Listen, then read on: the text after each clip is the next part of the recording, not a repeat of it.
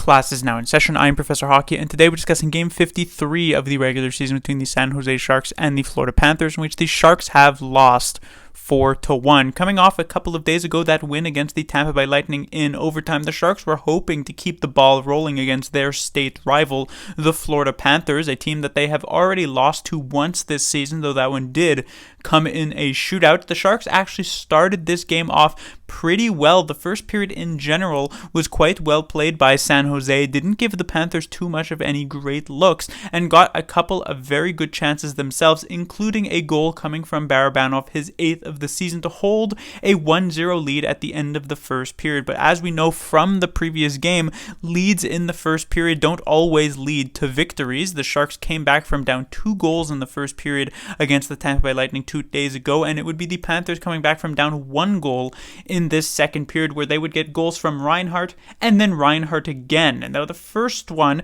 comes a few minutes into the period, that ties the game. The Panthers had been looking really good thus far in that second, and then the Sharks kind of were just on their heels in this tied 1-1 game. The Florida Panthers had clearly roared back, and it looked like the Sharks might end up escaping that second period in a tie game to try and really regroup for the third, but that didn't end up happening, because in the last minute or so of this second period, Reinhart, like I said, scores again, and the Sharks are suddenly on the back foot going into that third period, now down a goal when they came into it up by 1. And in that third period, while they did have some chances, it wasn't anything super dominant or anything of that nature, and they couldn't actually manage to get a goal until about the last 4 to 5 minutes of this third period, where Aaron Ekblad gets called for a double minor for high-sticking Timo Meier in front of the Panthers net. And this was a fantastic opportunity for the San Jose Sharks to potentially tie this game and maybe even get a game winner, since technically if you score in the first 2 minutes of that double minor, you still end up on the power play after that. But on that full 4 minutes, including about a minute where they decide to go 6-on-4, the Sharks could not get a goal. And on top of that, in that 1 minute of 6-on-4 play, the Sharks gave up 2 shorthanded empty net goals to Eric Stahl to make it 3-1 and then subsequently 4-1 and eventually lose this game. So this was technically a 1-goal game that the Sharks had an amazing opportunity to get the tying goal on, maybe force an overtime here, but they were unable to do so. The opportunity essentially just slipped away from them, and they lose it 4-1. On to the players to talk about. We once again have the first line here: Hertl, Meier, and Gregor. No lineup changes here tonight, which means that, of course, Kevin Labanc remained a healthy scratch. And I have talked at length about the situation surrounding Kevin Labanc, and I have talked many times about how he's clearly not the worst player on the San Jose Sharks forward squad. There are at least like 3 or 4 players, if not like half a dozen of them, who definitely could be taken out of the lineup in favor of Labanc, who has just been better than most of them thus far this season. And so I'm going to just stop trying to justify Kevin Labanc's healthy scratching for on-ice reasons, and I'm going to have to just believe that there is some sort of crazy off-ice reason for why Kevin Labanc isn't actually getting played, whether that is because he was like late to multiple team meetings, or he kicked Quinn's dog, or I have no idea what exactly it is. He's putting 0 effort into practice. Something must be happening off the ice to have him not playing these games, because at this point it doesn't make much sense otherwise, and so there really isn't much to say on ice about Labanc. When it comes to his fill-in here on the top line of Noah Gregor, I'm not necessarily a huge fan of it. The thing is once you get to this top 6, and especially you're working with players like Hertl and Meier, you want someone who can complement them relatively well.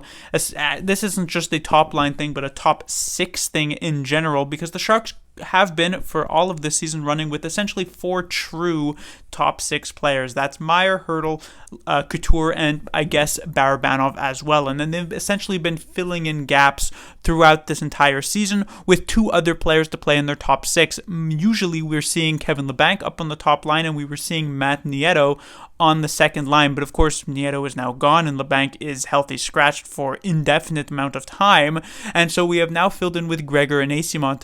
And so when it comes to Gregor, he's not really the type of player who fits on a top line. Usually what you want from a player like this, and what LeBlanc was indeed bringing, is you can let Hurdle and Meyer do much of that forechecking, hard-working type of play. You want to be able to get open. You want to be able to have that good shot. I mean, how many times have we seen Kevin LeBlanc in completely open ice take a nice snipe type of shot and score a goal from, in tight or relatively in tight? It's happened multiple times, but is Gregor really known for his shot? Definitely not. Is Gregor really known for forechecking in the offensive zone? Not necessarily. What is the first thing that comes to mind when you think of Gregor's game? You think of his speed and his ability to create plays in the neutral zone because of it. How many times have we seen Noah Gregor come in, burst through the neutral zone with tons of speed, catch a long pass from the defenseman, and get some sort of breakaway or 2-on-1 opportunity? And he has much more success in being able to do so when he's playing in like a third or fourth line role, primarily on the third line. It is a lot more difficult to do so on the first line, where you're facing off against, maybe a much better opposition on the ice, much stronger on ice competition. And when it comes to actually playing in the offensive zone, Gregor doesn't really excel in that particular part, and so it's kind of the weak link, but a major weak link on this top line. Compare that to, let's say, Eyssimont, who had been filling in onto that top line role still instead of LeBlanc for multiple games earlier on, a couple of weeks ago prior to that long break. He fit in rather well, because while he's not an amazing player like Hurdle or Meyer, he's clearly not at their level, at their skill level. He plays that sort of cycling, hard type of game in the offensive zone, which is why he's been working out as well on the second line. Because while the first line was okay here tonight, there were still some flashes for sure from Meyer, and in particular Hurdle, who I thought looked pretty decent. On the second line, this was clearly their best trio here.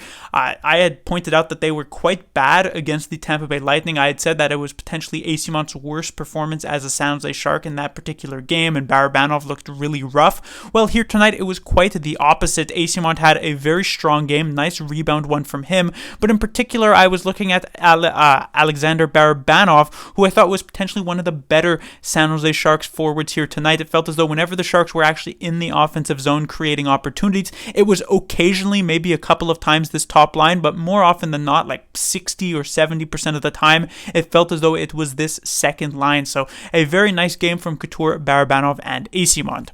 When it comes to the third line, it is generally just quite sad.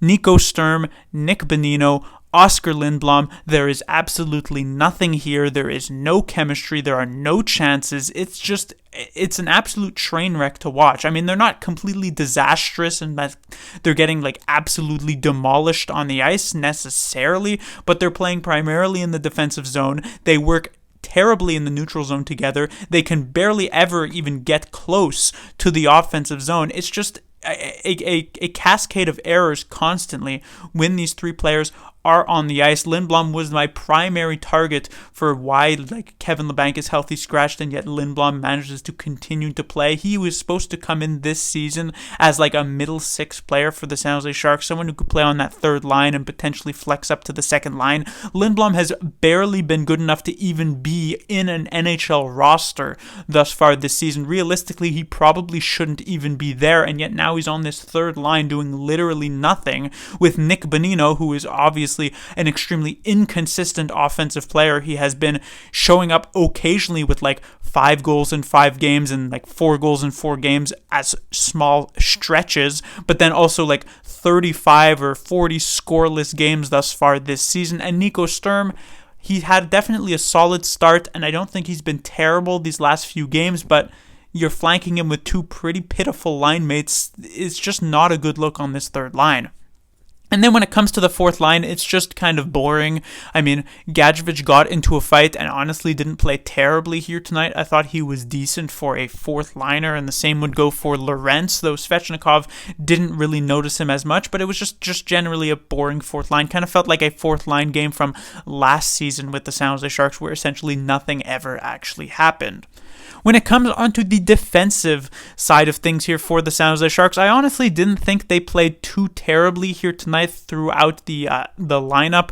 In particular, I take a look at this third defensive pairing, Mario Ferraro, I thought was decent, slightly better than what we have seen thus far from him this season. That is not technically saying much. I'm not saying Mario Ferraro was really, really good here tonight. That it's definitely far from that. But there were some decent plays here in the defensive zone that made me think like, hey, maybe there's still like a kernel of what we saw from Mario Ferraro a couple of seasons ago. When it comes to the top line, Carlson, obviously he scored his 70th point of the season. He continues to lead all defensemen. I don't think any other defenseman even has 60 points at this point, and he's already up at 70. He needs 30 points in the remaining 29 games on the season, if I'm not mistaken, to be able to hit 100, which would be for a defenseman the first time in a very long time that would happen. So nice to get him that.